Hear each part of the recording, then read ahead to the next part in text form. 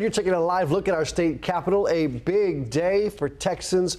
666 new laws taking effect today. Hannah Rucker joins us now from the newsroom with some of the biggest new laws you need to know about before you head out the door. Hannah, good morning. Hi, good morning to you, Rob. I know you hear that number, over 600 new laws, a little overwhelming. Don't worry, we're going to break down some of the main highlights to keep in mind today. A big one today will be the homeless camping ban, and of course something we're familiar with here in Austin. It'll apply to the entire state, though, where people can face a fine of up to $500. Cities cannot opt out of the ban.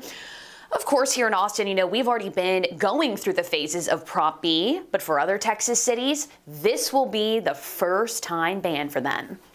And another big one will allow any Texan who is eligible and over 21 years old to buy a handgun to carry one without a license or training. This has been interesting. Austin Interim Police Chief Joseph Chacon has been very vocal against this law, saying that he feels it'll be very crucial to make sure these new gun owners take some type of safety course.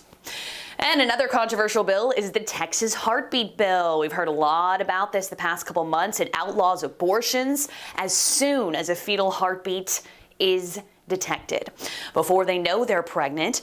Now, the safety concern from local providers with this is that they believe people will still find a way to have abortions.